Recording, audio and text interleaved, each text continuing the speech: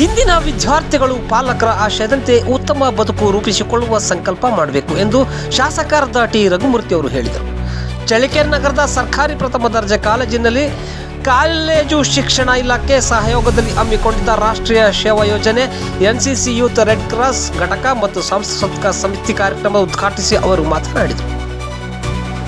ಬಯಲು ಸೀಮೆಯಲ್ಲಿ ಬುಡಕಟ್ಟು ಸಂಸ್ಕೃತಿ ಮತ್ತು ಬಡತನದ ಪರಿಸ್ಥಿತಿ ಇದೆ. ಇಲ್ಲಿ ಶಿಕ್ಷಣ ಬಲಗೊಳ್ಳಬೇಕು. ಸಾಮಾಜಿಕ ಮತ್ತು ಆರ್ಥಿಕ ಬಲವರ್ಧನೆಗೆ ಶೈಕ್ಷಣಿಕ ಸಾಧನೆಯಲ್ಲಿ ಪರಿಹಾರ ಕಂಡುಕೊಳ್ಳಬೇಕು. ನನ್ನ ರಾಜಕೀಯ ಬದುಕಿನಲ್ಲಿ ಶಿಕ್ಷಣದ ಪ್ರಗತಿಗೆ ಮೊದಲು ಆದ್ಯತೆ ನೀಡಲಾಗಿದೆ.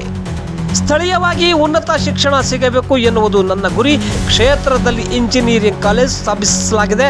ಮೊದಲ ಹಂತದಲ್ಲೇ 3 ಜನ ವಿದ್ಯಾರ್ಥಿಗಳು ಉತ್ತಮ ದರ್ಜೆಯಲ್ಲಿ ಸಾಧನೆ ಮಾಡಿರುವುದು ಮಾದರಿಯಾಗಿದೆ. ಅದೇ ರೀತಿಯಲ್ಲಿ ಪ್ರಥಮ ದರ್ಜೆ ಕಾಲೇಜಿನಲ್ಲಿ ವಿಶ್ವವಿದ್ಯಾಲಯ ಮಾದರಿಯಲ್ಲಿ ಕಟ್ಟಲಾಗುತ್ತಿದೆ. ಈ ಸೌಲಭ್ಯವನ್ನು ಸದುಪಯೋಗ ಪಡಿಸಿಕೊಳ್ಳಬೇಕು ಎಂದು ತಿಳಿಸಿದರು. ಮಾನವ ಬಂಧುತ್ವ ವೇದಿಕೆಯ ರಾಜ್ಯ ಸಂಚಾಲಕ ಎ.ವಿ. ರಾಮಚಂದ್ರಪ್ಪ ಮಾತನಾಡಿ, ಮಖಾಲೆ ಜಾರಿಗೆ ತಂದ ಶಿಕ್ಷಣ ವ್ಯವಸ್ಥೆ ಸರ್ವರಿಗೂ ಸಮಾನ ಅವಕಾಶ ಕಲ್ಪಿಸಿದೆ. ಆದರೆ ಭಾರತೀಯ ಶಿಕ್ಷಣ ವ್ಯವಸ್ಥೆಯನ್ನು ಜಾರಿ ಮಾಡುವ ಹುನ್ನಾರ ನಡೆಯುತ್ತಿದೆ. ಇದರಿಂದ ತಾರತಮ್ಯ ಮತ್ತು ಲಿಂಗಭೇದ ಹುಟ್ಟಿಕೊಳ್ಳಲಿದೆ. ಆದ್ದರಿಂದ ವಿದ್ಯಾರ್ಥಿಗಳು ಪ್ರಶ್ನಿಸುವ ಗುಣವನ್ನು ಕಲಿಯಬೇಕು. ವೈಜ್ಞಾನಿಕ ಚಿಂತನೆ ಬೆಳೆಸಿಕೊಳ್ಳಬೇಕು. ಗುಡಿಸಲು ಪರಿಸ್ಥಿತಿ ಮತ್ತು ಬೀದಿ ದೀಪ ಬೆಳಕನ್ನು ಓದುವ ಸಾಧಕರ ಆದರ್ಶ ತಿಳಿಯಬೇಕು ಎಂದು ಹೇಳಿದರು.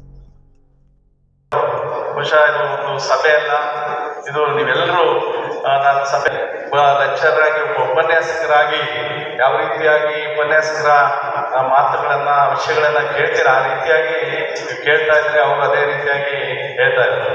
ಖಂಡಿತವಾಗ್ಲೂ ನಾನು ಅದರ ಬಗ್ಗೆ ಜಾಸ್ತಿ ಮಾತನಾಡಲಿಕ್ಕೆ ಹೋಗಲ್ಲ. ನೀವೆಲ್ಲರೂ ಅತ್ಯಂತವರು ಖಂಡಿತವಾಗ್ಲೂ ನಿಮ್ಮ ಜವಾಬ್ದಾರಿಯನ್ನು ಅರಿತು ನಾನು ಯಾವತ್ತೂ ಕೂಡ ಶಿಕ್ಷಣ ಕ್ಷೇತ್ರಕ್ಕೆ ನಾನು ಈಗಾಗಲೇ ನಮಗೆಲ್ಲಕ್ಕೆ ಬಾರಿ ಶಾಸಕ ಆಗಿ ಬಹುಶಃ 13ನೇ ವರ್ಷದ ಇಂಥ ಒಂದು ಸಮಾರಂಭವನ್ನು ನಾನು ಉದ್ಘಾಟನೆಗೊಳಿಸ್ತಾ ಇದ್ದೇನೆ, ಜೊತೆಗೆ ಭಾಗವಹಿಸ್ತಾ ಇದ್ದೇನೆ.